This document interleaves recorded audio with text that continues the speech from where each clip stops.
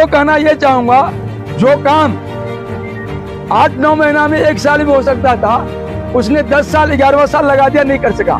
मैं भारतीय जनता पार्टी को लिख के दिया था, मोदी जी को लिख के दिया था, गृह मंत्री जी को लिख के दिया। जिस काम को आपने 8-9 महीने में नहीं किया, जो 8-9 महीने में हो सकता था, मैं करती। कहता है शिक्षा क्रांति।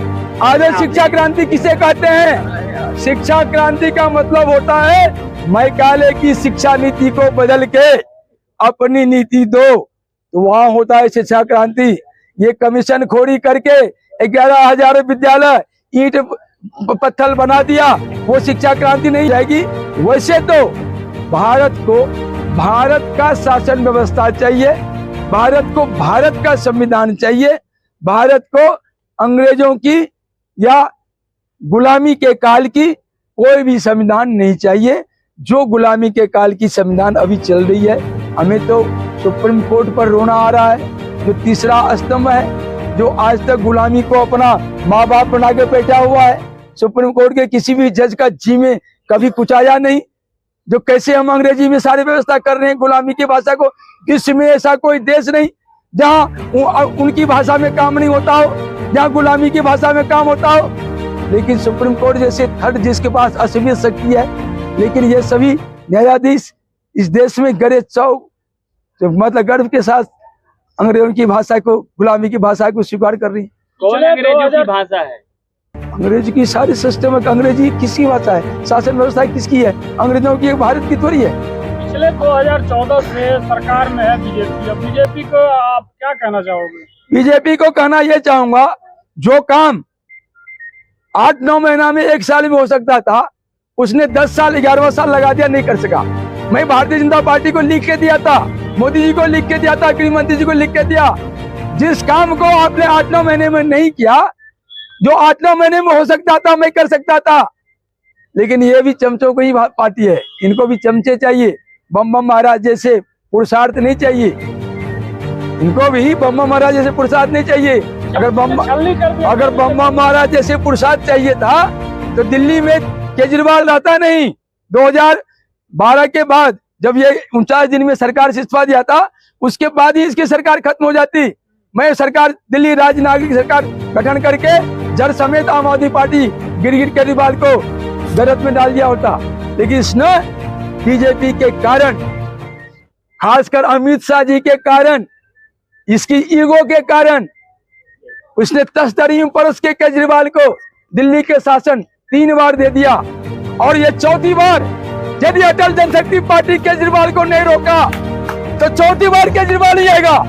चाहे वो कितनों दिल्ली को लूट लिया हो, बेईमानी कर लिया हो, शैतानी कर लिया हो, बर्बाद कर दिया हो। कांग्रेस का भरोसा बीजेपी से उठ चुका है। मेरा भरोसा बीजेपी से उठने की बात नहीं है, बीजेपी की नीति से उठ चुका है।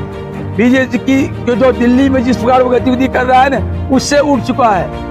नहीं तो इतना गलत आदमी, केजरीवाल जैसे गलत आदमी, आम आदमी पार्टी जैसे गलत आदमी 3 बार सत्ता में आ जाएगा और 4थी बार भी आ जाएगा। अगर अटल जनशक्ति पार्टी इसको ब्रेकअप नहीं दिया तो 4थी बार वो आ जाएगा। बीजेपी चिल्लाते रह जाए। कितने कैंडिडेट उतार रहे हैं? इसलिए अटल जनशक्ति पार्टी नहीं आ रहा, अटल जनशक्ति पार्टी 70 के 70 सीट पर दिल्ली में चुनाव लड़ेंगे। और यदि हमारे पास साधन संपन्नता आ गई तो गारंटी दे रहा हूं जंतर मंतर के इस जगह से 70 के 70 सीट भी जीतूंगा, 1 सीट नहीं हारूंगा। ताली तो बजा। आम आदमी पार्टी, कांग्रेस पार्टी, बीजेपी तीनों को चुनौती दे रहा हूं। मैं क्या कर रहा हूं? मेरी नारा क्या है जानते हैं? सुंदर दिल्ली, स्वस्थ दिल्ली, सुयोग दिल्ली, सक्षम दिल्ली, सुदृढ़ दिल्ली। ये नारा है अटल जनशक्ति पार्टी का। और प्रत्येक विधानसभा में 20,000 परिवार को, मतलब दिल्ली के 70 विधानसभा में 14 लाख परिवार को प्रत्यक्ष नौकरी का अपॉइंटमेंट लेटर चुनाव से पहले 10-12 या 15-12 तक मैं बांटने जा रहा हूं। और इसके बाद महिलाओं को घर में रोजगार, 15,000 की सैलरी देकर देने जा रहा हूँ। रेहड़ी पट्टी वालों को पोजीशन लेटर देने जा रहा हूँ। साप्ताहिक पट्टी वालों को पोजीशन लेटर देने जा रहा हूँ। झुग्गी वालों को प्लॉट के कागज देने जा रहा हूँ। ऐसा सभी लेडीजों को जो लड़की शादी करने वाली चाहे किसी भी जाति धर्म को 5 लाख रुपए का उसकी शादी का खर्चा, मतलब शादी के लिए बगैर किसी प्रकार का वापसी का वो देने की भी प्लान बना चुका हूँ। मैं जो प्लान बना चुका हूँ ना, इस हमारे प्लान की योजना में ही सारे उड़ जाएंगे। और मिलावटखोरी जो जहर खा रहा है पूरा दिल्ली, उस सभी जहर से निजात दिलाने जा रहा हूँ। 30 से 35 रुपया पेट्रोल की कीमत कम करने जा रहा हूँ। 30 से 35 रुपया गैस की कीमत कम करने जा रहा हूँ। 30 से 35 रुपया डीजल की कीमत कम करने जा रहा हूँ। क्या उम्मीद करते हैं भाई साहब, कौन टिकेगा? कोई नहीं जाए मैदान, वो नहीं है टक्कर में। आप देंगे?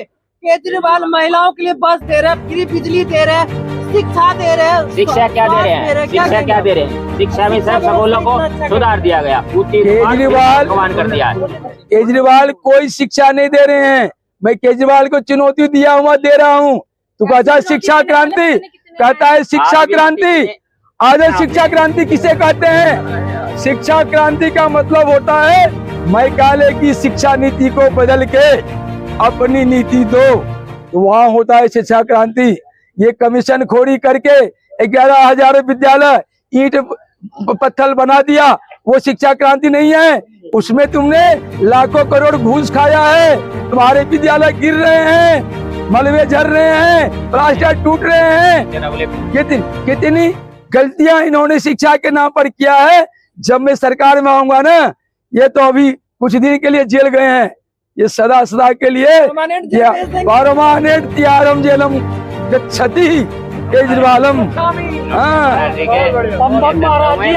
नैतिक शक्ति से घबरा कर आम आदमी पार्टी, कांग्रेस और बीजेपी ने दिल्ली में आपका हाथ थामना चाहा, तो किससे गठजोड़ करेंगे? ऐसा है, मैं 34 साल से दिल्ली की राजनीति में हूँ। इस 34 साल में मुझे कांग्रेस बीजेपी सबका एक तरह से अपने पास में आने का मौका मिला। मैं मदन लाल खुराना के भी बहुत करीबी था, HKL भगत के भी करीबी था, सज्जन कुमार के भी करीबी था, तारिफ सिंह के भी करीबी था, भरत सिंह के भी करीबी था। ये सभी MP रह चुके हैं, लेकिन मैं अपने सिद्धांत के आगे किसी के साथ समझौता नहीं किया।